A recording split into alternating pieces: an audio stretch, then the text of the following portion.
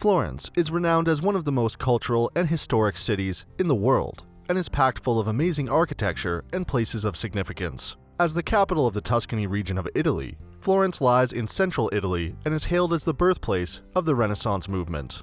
Florence's museums, palaces, and churches house some of the greatest artistic treasures in the world. Before we get into the top 10 things to do in Florence, we've included links in the description to various discount codes and links to resources of things to do, so make sure you check those out. At number 10 is the Uffizi Gallery.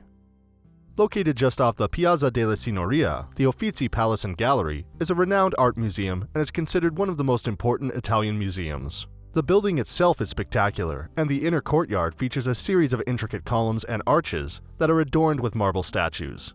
Inside the museum, there is an immense collection of Renaissance art from artists such as Botticelli, Da Vinci, Tuscan, and Raphael. It houses one of the best collections of Renaissance art in the world, with countless highlights.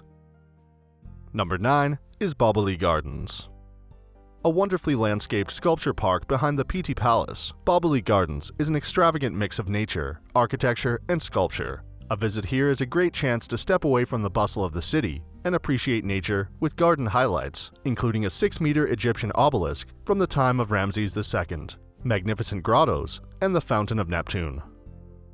At number 8 is the Ponte Vecchio. The Ponte Vecchio is a picturesque medieval stone arch bridge over the Arno River and is famous for still having shops built into the side of the bridge. Butchers initially occupied the shops, but the present tenants are jewelers, art dealers, and souvenir sellers. At the midpoint, the bridge has a viewing area and visitors are rewarded with fantastic sights down the River Arno. Number 7 is Santa Maria Novella. Located in front of the main railway station, the Church of Santa Maria Novella is a beautiful structure that is another fine example of Renaissance architecture, using white marble to create a striking front facade. The interior, highly decorated with detailed frescoes and striking artwork, dedicated to various wealthy and prominent Florentine families during the Renaissance era. At number 6 is La Basilica di Santa Croce.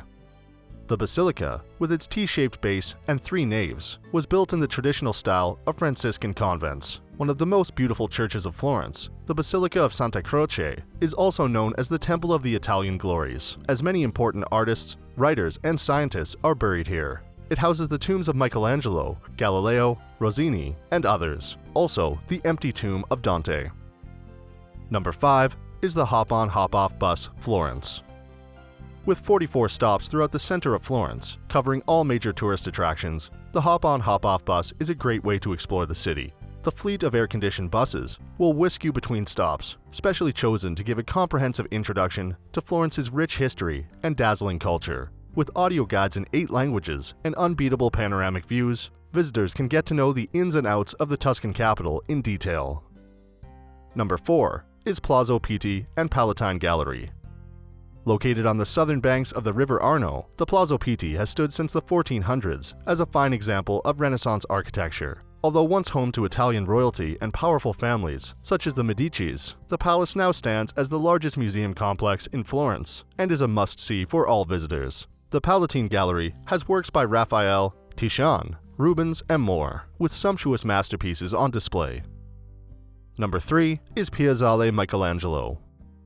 Located on the south bank of the River Arno, the Piazzale Michelangelo sits high on a hill near the Boboli Gardens and the Palazzo Pitti. In the center of the square stands a wonderful bronze replica of Michelangelo's statue of David, but the main reason for a visit here is the view from the piazza that is unrivaled, and you can truly see Florence in all its glory, framed against the River Arno. At number 2 is Florence Cathedral. Possibly one of the most celebrated cathedrals in the world, the Duomo, as it is simply known in Florence, is the jewel of the city. It was initially constructed in 1436, but the astonishing front facade wasn't completed until the 19th century. Located in the center of the old city, the exterior and front facade of the cathedral is covered in white marble with red, pink, and green designs. The immense dome of the cathedral can be accessed via a series of steps and is worth the climb for fantastic views from the top. And at number 1 is the Accademia Gallery. Located in close proximity to the Piazza del Duomo, the Gallery of the Academy of Florence is a hugely important museum.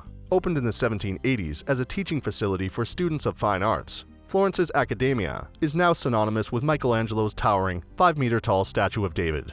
Aside from this original piece of genius, the museum also houses other sculptures and works from Michelangelo and is split into several different interesting halls.